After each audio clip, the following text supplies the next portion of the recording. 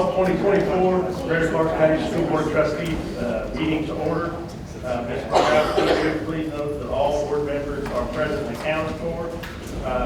If you all would please stand with me and say the pledge. I pledge allegiance to the flag of the United States of America and to the republic for which it stands, one nation, under God, indivisible, with liberty and justice for all. First item up will be the approval of the agenda. And Lord, I move that we approve the agenda as presented. Can I please have a second? I'll second that. Thank you, Ms. Perkins. Do we have any questions or comments? All those in favor say aye. Aye. Opposed? Abstained. The next item would be the approval of minutes from the previous meeting, and I would like to move that we approve those as presented. Do I have a second? I'll second that. Thank you, Ms. Hutchinson. Ms. Mustang, good to see you. I can see why you put us in. Yeah, there you go. Any questions or comments? Hearing none, all those in favor say aye. Aye. Opposed and abstaining. Okay, next on the agenda here would be public comments. And we do have a public comment.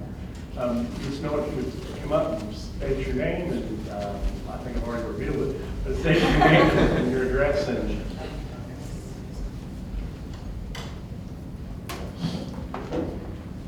Allison Miller, 422 Kiwanis Drive, Jeffersonville, Indiana. I'm the mother of a child at Franklin Square Elementary School, and I'm here tonight with him to speak about the second action item on the agenda, a request for proposals for substitute services. This directly impacts my child as he has been without a consistent, certified second grade teacher since the end of August. His first teacher quit due to behavior issues in the classroom. He's been through a myriad of substitutes, none of which have stayed more than 3 weeks at a time. Last week, we were invited to open house in lieu of parent-teacher conferences because of a lack of a teacher in his classroom. There we met the new teacher. We purchased items from a classroom wish list and waited excitedly for consistency. She quit today after 3 days in the classroom. He's had a consistent teacher for only 20 consecutive days this year. My son spends most of the day on a Chromebook between worksheets. He comes home talking about fights in the classroom, fecal matter smeared on bathroom walls, and nameless adults who watch him for up to 8 hours a day. In the spring of 2022, I met with board member Perkins, along with Tammy Gibson and Ed Stewart. We warned for them that Franklin Square was on a collision course and was unsupported. She assured us that that was not the case. Mr. Stewart has since pulled his child and Ms. Gibson has quit. In the fall of 2024, I asked Mr. Freeman and then the entire board why 2 positions for WJHI receive supplemental pay at a rate of $45,000 annually on top of their base pay, for a total of nearly $95,000 each. He said that Indiana Code 2028-9-1.5 addressed my issue. It allows any school corporation to compensate a teacher higher than the contracted salary through supplemental payments. This has been the law since June of 22. Mr. Freeman noted that WJHI represented a field in which there are few teachers with that much professional experience. Mr. Lochner, I am requesting that you offer the same amount of supplemental pay for my son's classroom, a base pay with $45,000 for a minimum of $95,000. By the definition that Mr. Freeman has shared, my son's classroom is difficult to staff, and there are few teachers who can handle the behaviors and student needs. Additionally, until a new teacher can be hired, I'm requesting that Mr. Lochner personally substitute in the classroom for at least 3 days on his own, so that he can know the challenges at hand. To the rest of the board, this is a wake-up call. I've tried to tell you, Franklin Square is understaffed and undersupported. It does not provide equitable opportunities for its students.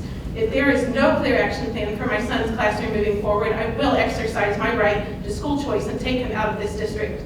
In your request for proposals, please make sure that you have a company with substitutes who are capable of long-term positions, who can handle fights, disrespects, and a complete lack of support from this administration. Tonight, you will see all of the progress that has been made in buildings and updates. Buildings don't teach students. I'm not considering leaving this district because of a new building or the state of my son's school.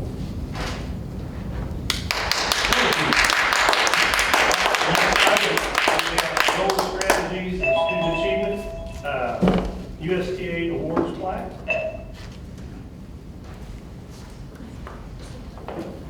Mr. Perlin. Thank you.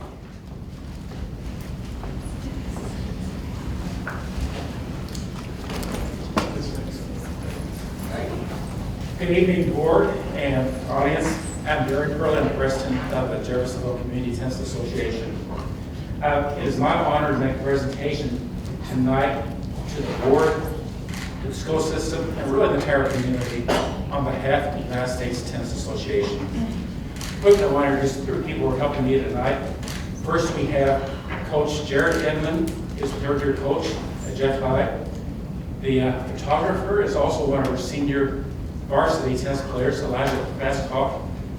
And Matthew Lowe is one of our, in fact, the number one player on our team, a senior at Jeff High, who rumor has it, Matthew, that today you're named as an all-state academic player.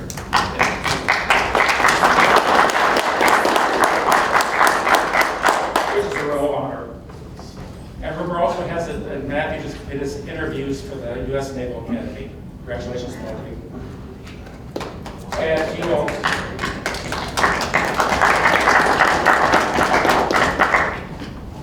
as you all are aware, the Mark Raleigh Tennis Center was named as a National Outstanding Facility by the USTA. It was recognized at the U.S. Open in New York City this summer, and the Jeffersonville CTA, Community Tennis Association, is proud to prepare submitted the award-winning application. The award that was just passed around is the one that will go on the facility itself, and this is the one that will be mounted on the somewhere on the facility property. Gentlemen, thank you. This award was given based on architectural design, construction, but also programming. This facility has been home for instructional clinics. This summer we averaged 100 in attendance, including I think a grandchild or two of one of the board members, and we had 3 of the elementary principals taking part. They're trying to take part in the program. Over 100 people a week were instructed by college coaches, by high school coaches, as well as some of our varsity players. We have a real concern about portability, and our clinic costs are about a third of what other providers in the community get charged.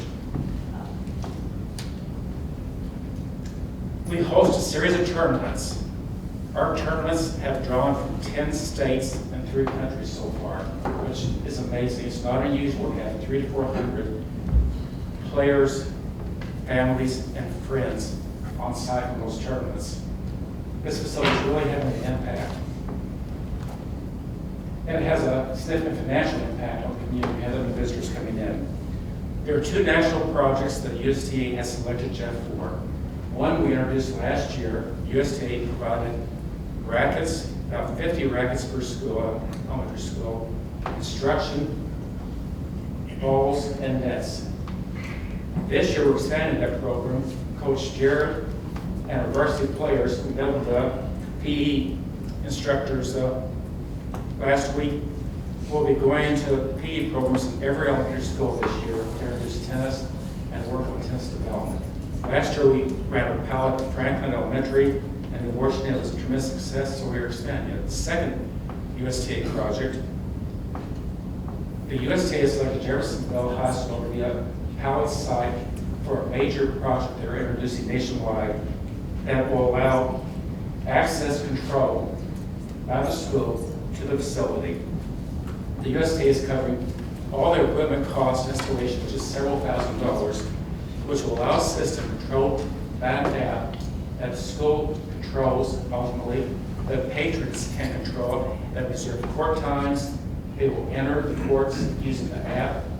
They can reserve court space in advance using the app. They will know in advance that the courts are booked because of a tournament. This is an exciting development. It also allows the school to know who's using the courts, at what time, close the facility down at designated time. And there's no charge for the system.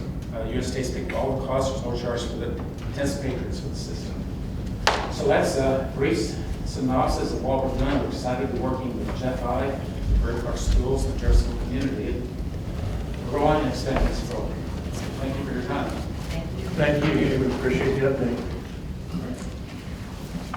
Okay, next item on the agenda would be core projects update. Gentlemen, good to see you.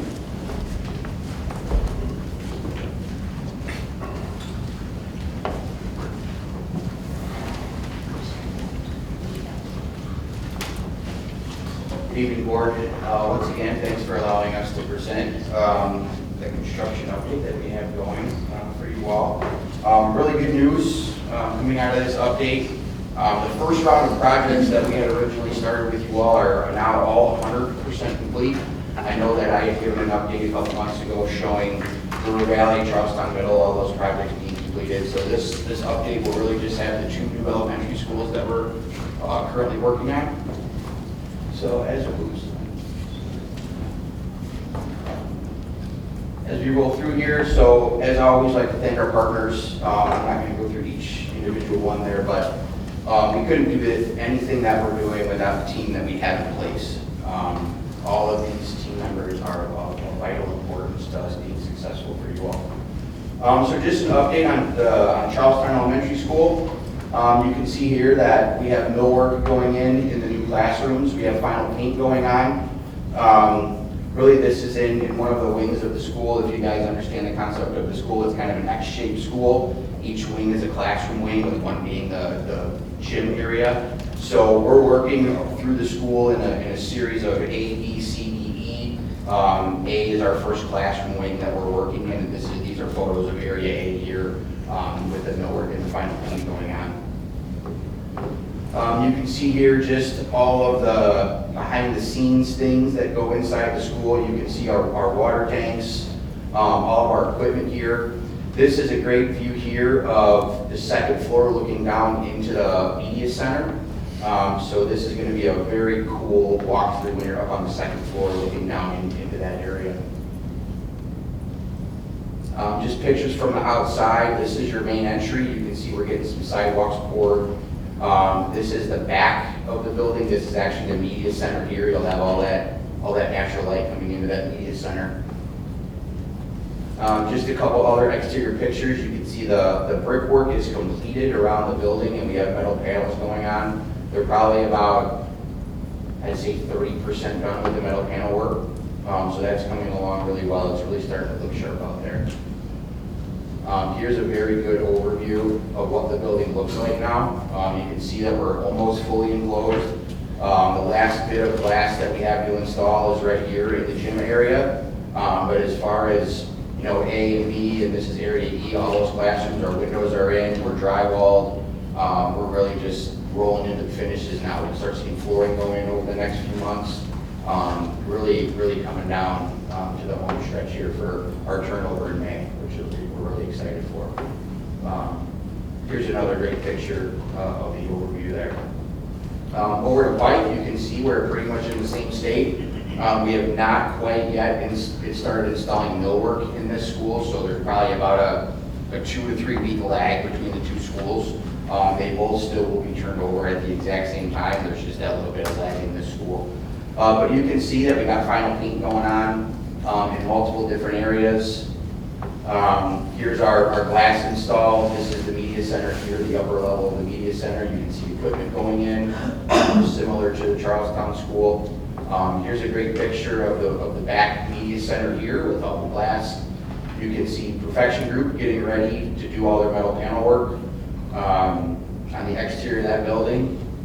Here's another great overview of this site and what this building really looks like. It's really cool to see just the shape that these buildings have taken and what they look like and what they're going to look like completed. Another great overview here. And same here. You can see a little bit further behind it on here, but this slab was poured earlier this week, and we're going to start closing everything up and get ready for the weather to change here. So before I turn it to Bryce, I just want an update on schedule. Everything is on schedule. Both schools are set to be turned over in May of next year. That way, once the school starts in the fall, you guys are in and ready to go. Once we do turn the schools over and the current students and staff are out of the existing schools, we will then move over and start to demo those schools and finish our parking lot areas that we're required to do where both of those existing schools are currently sitting. So a lot of work yet still to do. We're going to be working really all through next year on the site itself, but as far as once fall hits next year, these new schools are ready for you all to use. So super exciting. Bryce? Yeah. Hey, everybody. Hey. So I was in town, so I thought I'd stop by. But I also I wanted to share a couple of things that we've gotten to do recently. Most of you know that I'm on the steering committee for the academies, and I take that privilege really seriously. And I also think about ways that we can engage students using the academy coaches at each of the high schools. And so reached out to both Jeff High and Charlestown Academy coaches and asked, can we take some students on a tour that might be interested in construction industry, architecture, engineering, anything like that, and they were really excited to do that. So here you see, we toured students through, Pike Elementary, which is just around the corner from Jeff High, back in August. And back then it was really neat because a lot of the structure was still exposed, and so a lot of the students that are in the welding classes and some of the trades at Prosser got to see a lot that was going on. We had great questions. We had one student, I'll never forget this, we had one student who came up to me and was like, I want to go into welding, so I'm not going to be in construction. And I'm like, no, you absolutely probably will be in construction. She's like, no, I don't think so. And so we had to take her and find a welder that was working on site. And she's like, oh, whoa, are you serious? We actually weld in construction? Yeah, all this steel that is being done has to be welded. So just cool opportunities like that. Andy Vaught, our superintendent, was really great about taking them through and having a really great presentation about how the building comes up out of the ground. We also took them through our trailer and looked at all the different scheduling and the plans. Our team, spent a couple hours with these students trying to just help them understand how the process goes. Just a couple weeks ago, we were in Charlestown, so we took about 15 students through the Charlestown Elementary School down there, showing the kids. A lot of these students were more on the engineering side of things, which I thought was interesting. They had a lot of questions about the systems in place and how those are all put together. And then actually today I was in Charlestown at the high school doing a talk with the Freshman Academy and talking about the different career opportunities that are in place in construction. So I didn't have pictures from that, but obviously we're trying really hard to help students understand all the things that go into this. We talked about our teammates, we talked about architects, engineers, people at perfection, lawyers, Thomas, yep, and bond counsel, anything and everything that's associated with this industry and how important it is to get students engaged and excited in it, because we need people and we're really thankful for that opportunity as well. So just thought I'd share, and any questions for us? Yeah, that was good. That was it. Okay, that's a good sign. Yeah, thank you all. Thank you. Thank you. This you, Mayor, we're making the fund and monitoring report. Good to see you. Good evening, board. Good to see you tonight. Tonight, we're going to go from right to left. We're going to do this a little bit different tonight. Because I want to build you to where we're at today and where we anticipate being, because we're nearing the end of the year, which is very important. We have not got our approved budget yet. Wait to get all of our information in. Our completion bonds will be distributed within the next week, so that I don't borrow all the money at once if I don't need to spend it all at once. So for those two elementaries, we'll be getting those funds in this week, and so we'll be able to continue on. We haven't missed a payment, so we'll be okay with that. So that plays into a little bit of what I want to talk about, because it sets our position for the year. We will send that off to our DLGF representation, and then they will know where our debt sets for 25, and then we will get that budget back. It will come in with a rate that's higher. We advertise that higher, so I will bring it down to $1.10. So we maintain that over the last 5 or 6 years, 5 or 6 budgets. So we will stay right at that rate this next time as well. And that been set in the rainy day fund. I anticipate being able to get some funds in there. We want to make sure that we understand what's going on. We're in a great position because this is the biennium. That means the state of Indiana talks about their overall budget, which more than 56% of it is attributed to education and higher education. So, it's a big topic that is always on there, and that's why, because we run between 56 to 60% of the budget is considered at the state level. So that'll be, the next 2 years will be very telling. We are prepared, but we need to make sure that we stay prepared. And it's our rainy day, whenever I can, we will get funds in there. So that way, if there's a major change, we still want to make sure money's in the classroom as our mission.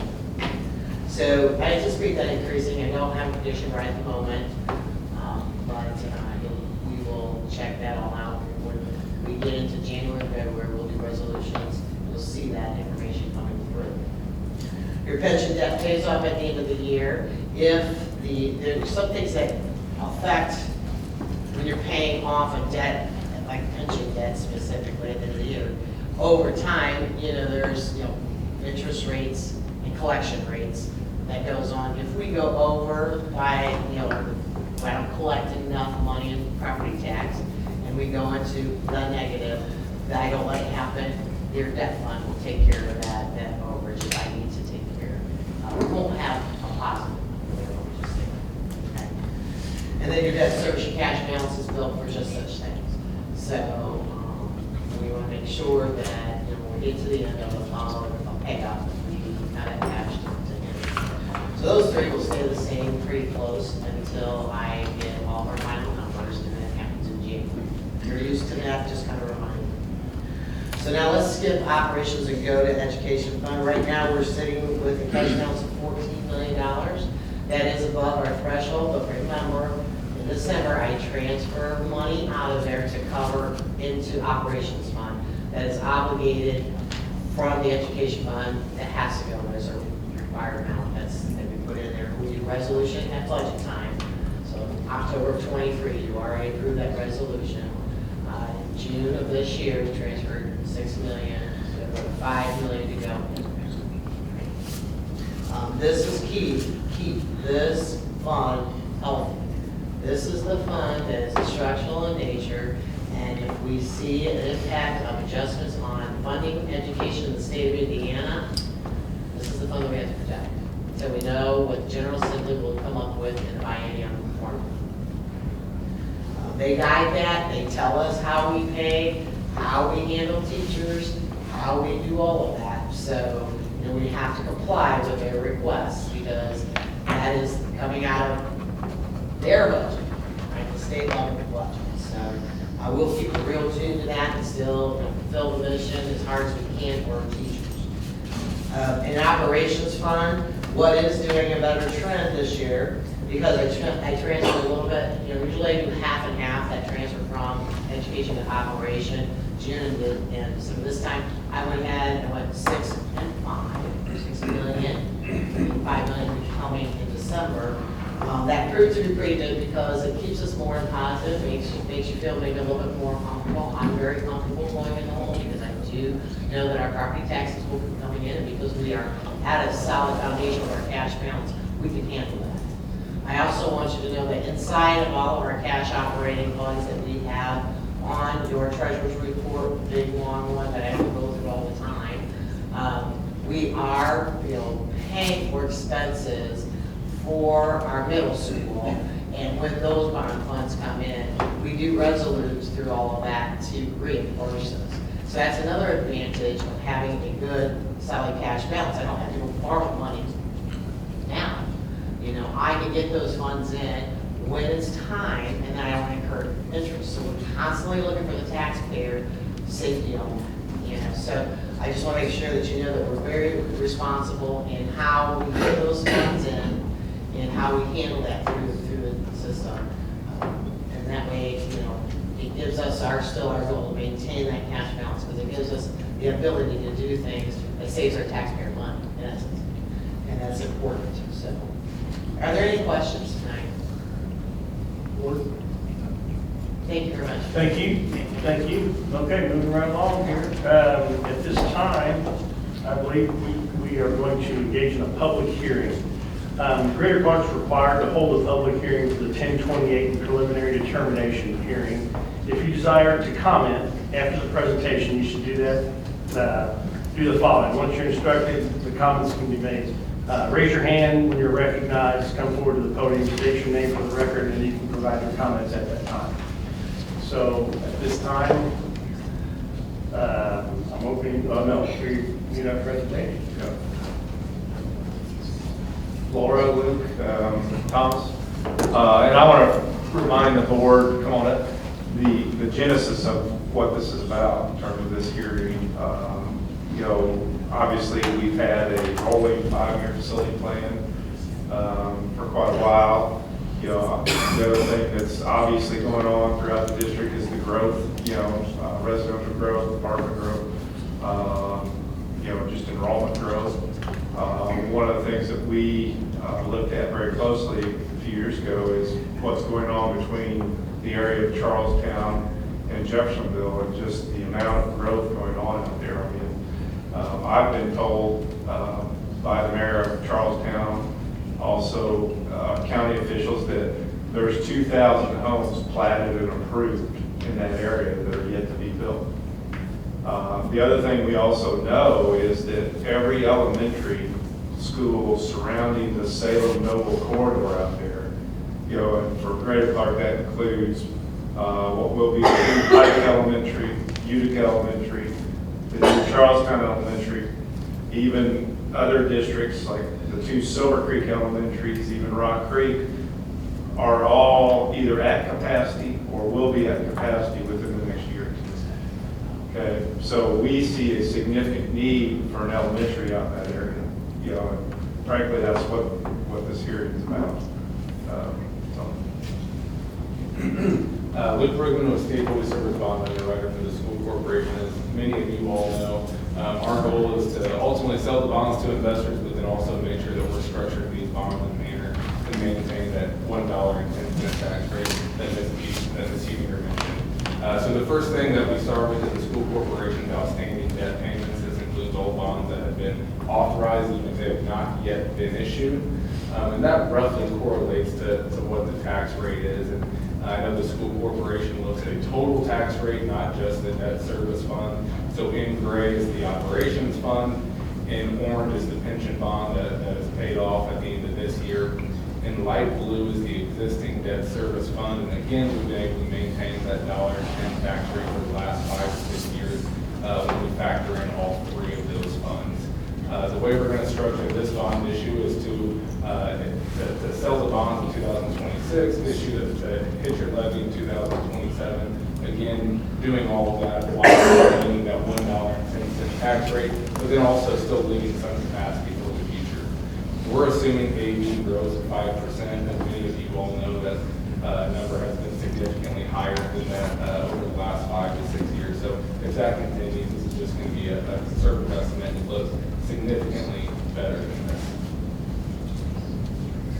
So this table shows a lot of the legal parameters. Tonight is strictly informational. No resolution is being passed. But the borrowing amount of the bonds, the maximum borrowing amount is $59.5 million. The estimated maximum interest rate is 6%. If you sold the bonds today, you're probably closer to 4%. Again, we're a couple of years out to trying to build in some cushion within that. The estimated total interest cost based on that 6% is just over $56 million. The maximum annual lease payments, maximum the school corporation could make in any given year.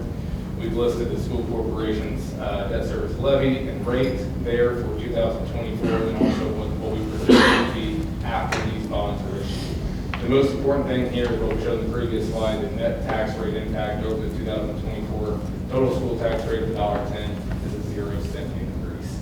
We have a couple of ratios down there at the bottom too that we're required to show, and that's simply the school corporation's max annual payments as a percentage of the school corporation's net assessed value.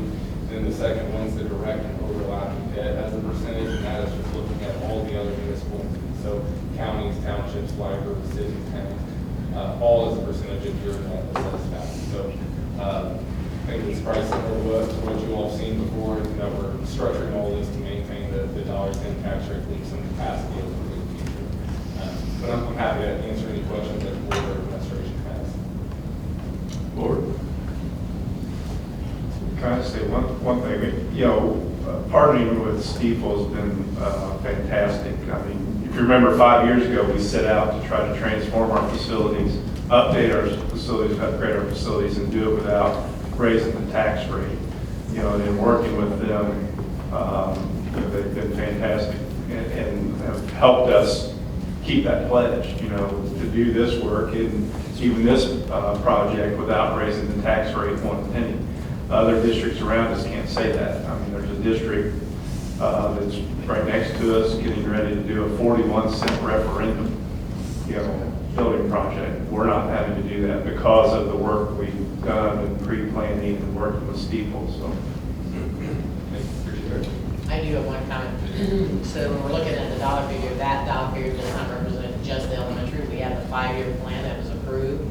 It contains some other things that are needed within the district as well.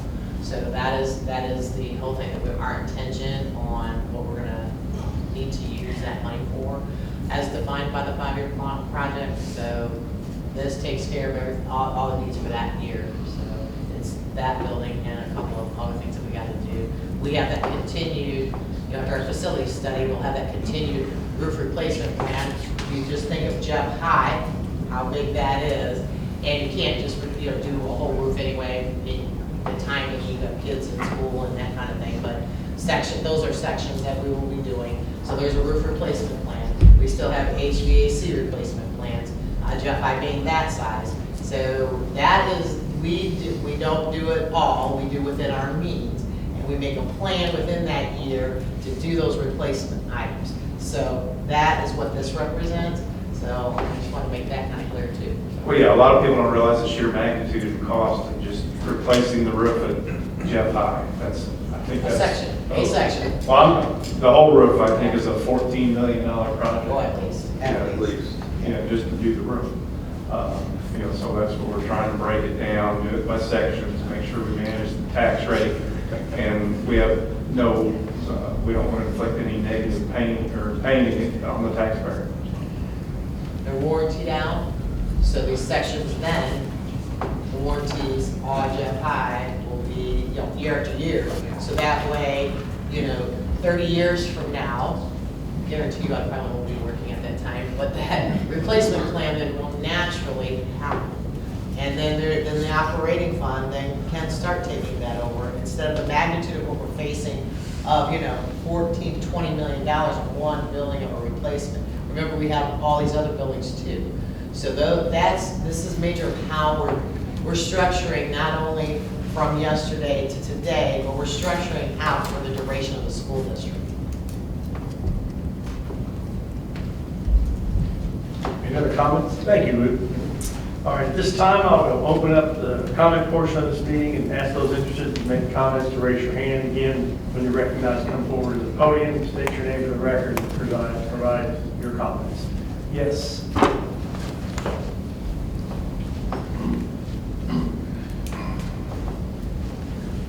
Hello, my name is Hannah Poole. I'm a parent to 2 children here in the Greater Clark District.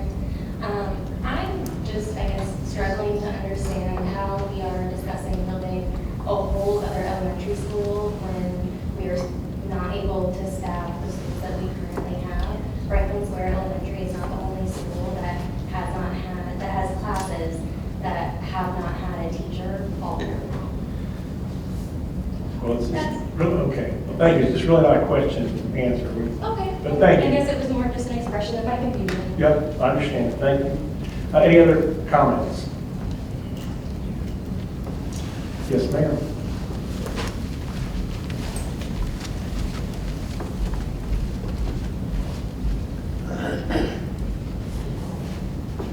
I did the math for what you lost last year to school choice. I don't have it with me here this evening because I didn't think it would be written in. That's on me. What will you do if you can't retain at the growth of the county because you're not currently? If we kept up with, I think from 22 to 23, the county grew by 7% of eligible families for this district. We kept like 2% of those families, 2 of that 7%. So that's still a 5% loss too, and it's not private schools. It is Silver Creek is the one that we lose the most of our students to, and then it's Floyd, and then it's Clarksville. What are we doing to ensure that we're keeping people for the right reasons. And then we're building all of this when we're not keeping up with the growth of the county in terms of the families that we are keeping. I think that is something that should be taken into consideration. We have something like over 12,000 eligible families with, or excuse me, 12,000 eligible students, give or take, families with multiple children. And we're only keeping 10,000? What do we do if we're only a district of 10,000 moving forward? What do we do if Pike is under enrolled? Thank you. Didn't our enrollment grow this It year? did. How much by? Last 2 years, 300 students. 300. Okay, any other questions or any other comments? I'm sorry. Okay, hearing none, I declare this public hearing ended.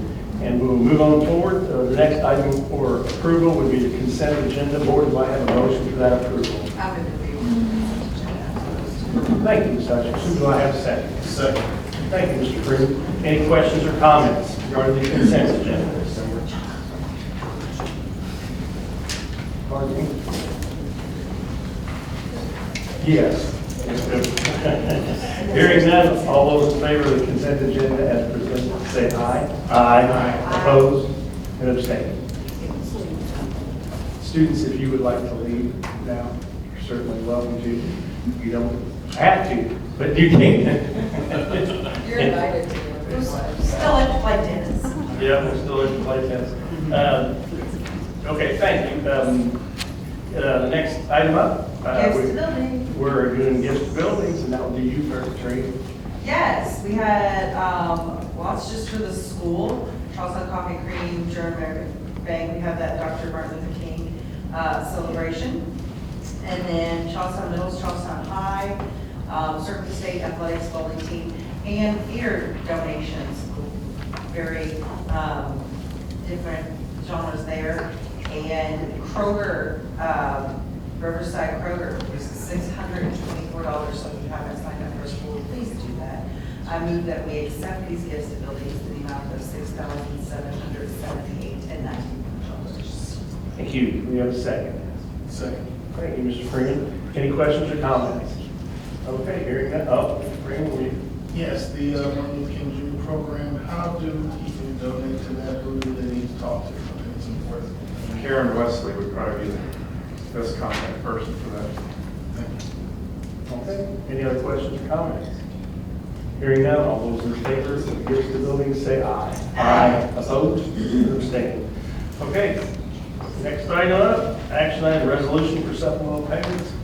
Selton, how are you? I'm doing well, how are you? Very good, thank you. The supplemental payments presented are to allow payments to the teachers listed. There are two lists. One of the lists are for one-time payments. The other are for the payments to be added to base pay. These payments have been discussed with Samantha Pierce, GCCS president.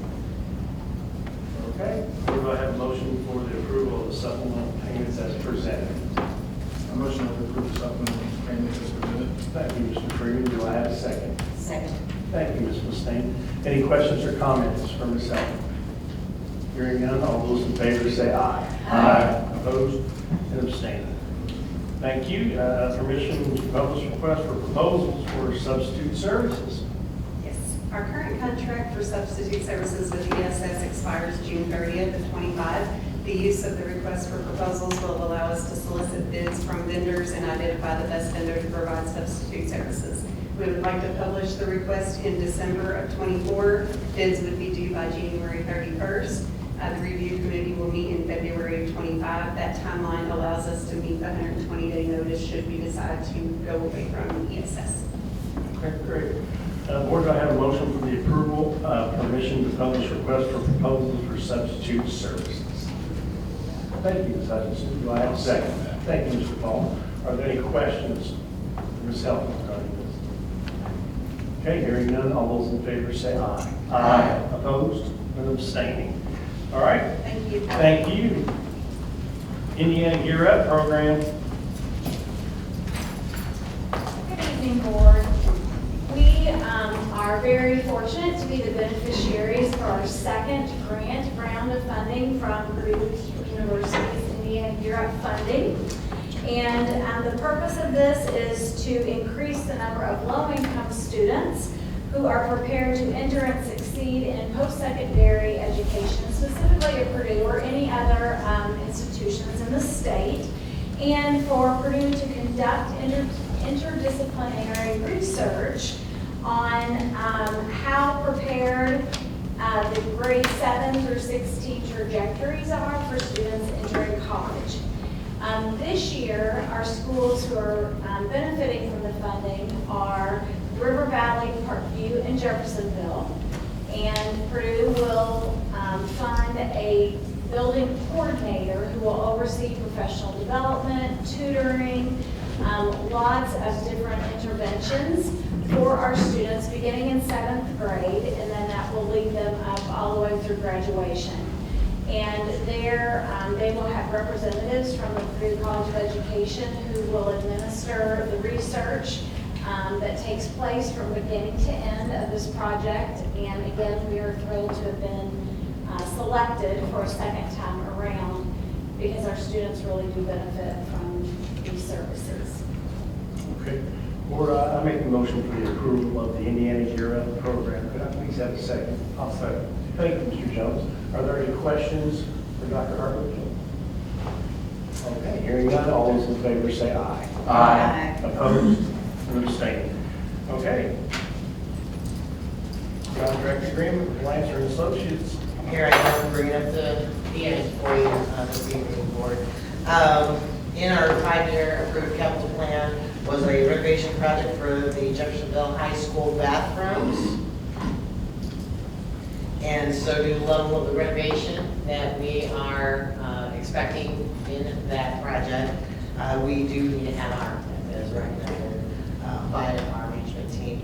So Lancer Associates has agreed to do it at a very reduced price of $175,000, which is supported in the project plan in dollar figures. So it is my respectful request that the board approves the agreement between Greater Clark and Lancer Associates for the JHS bathroom renovation project.